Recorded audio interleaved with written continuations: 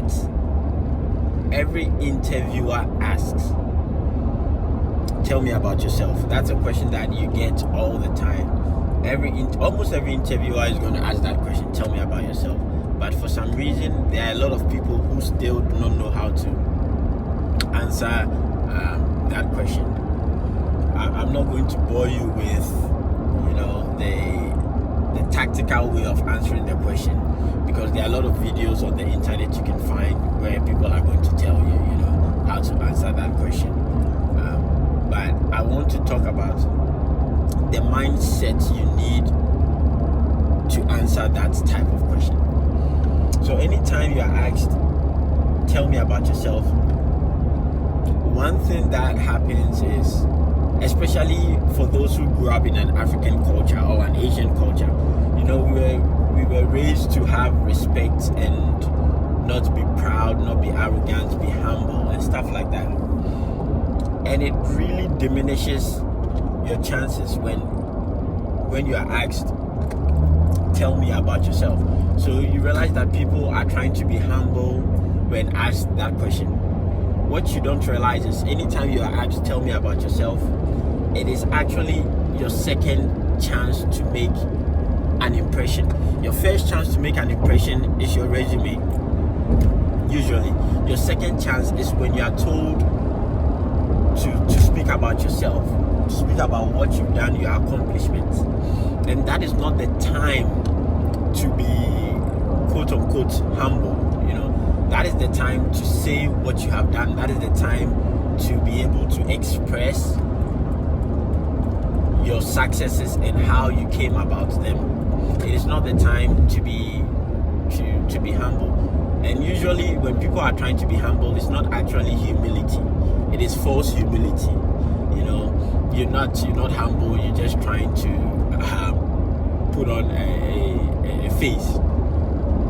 For example, I'll give you an example. Let's say you led a team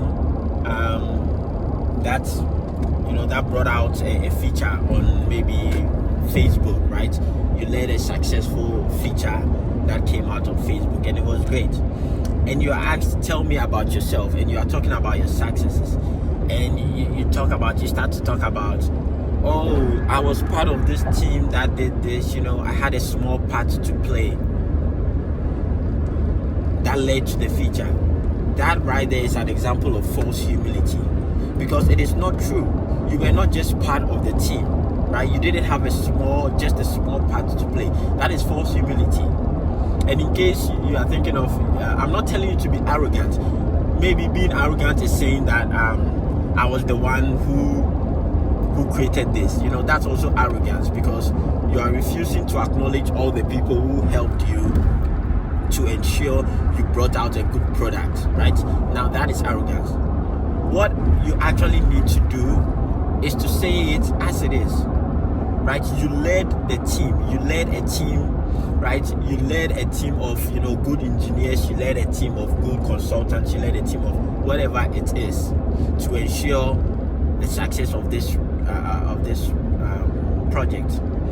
When you do that, you've done two things. One, you have correctly stated your role, and two, you have also rightly given people their due on the project, right? You do not have to make yourself small just to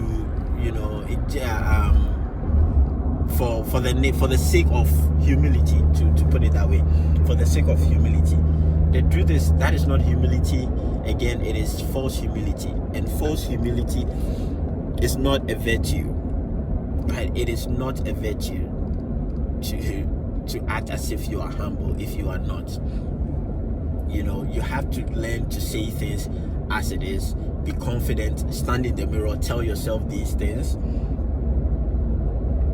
Learn how to express your successes, learn how to communicate them, and communicate them as they are. When you are told to talk about yourself, that is not the time to pretend. That is not the time for false humility. It will come back to bite you, because the person, trust me, the person who will get the job is the one who will be able to tell it as it is. There are others who are going to even exaggerate their roles, right?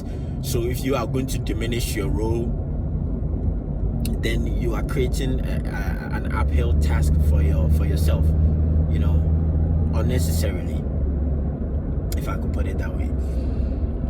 The thing about these things is it's all about confidence. It's all about understanding what you bring to the table, and it's all about communicating it the right way and in the right manner. For those of you that are Christians, you will notice that even with Jesus Christ, he never practiced false humility. One of the most famous verses in the Bible, he'll tell you, I am the way, the truth, and the life. No one comes to the Father except through me. If you hear that, if anybody tells you that, you will say the person is bragging, the person is not humble. But he said it that way, and people still follow Jesus Christ, right? Because he said it as he believed. He believes he's the way, the truth, and the life. No one will go to the Father except through him. He wouldn't come and say, oh, I'm the way, but maybe I'm one of the ways, trying to lie or trying to diminish his importance. He believes he is the only way to the Father, and he said it as it is. It's the same way for everybody. You have to say it as it is, right? A wise man once said, humility is not thinking about yourself less. It's not thinking less of yourself, but thinking about yourself less.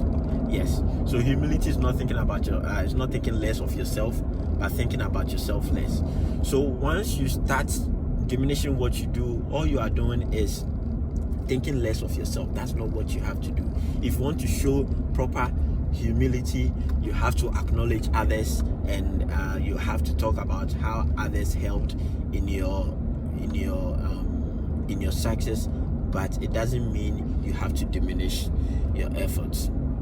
Right? Make sure you like, make sure you subscribe, and make sure you share this video. Bye.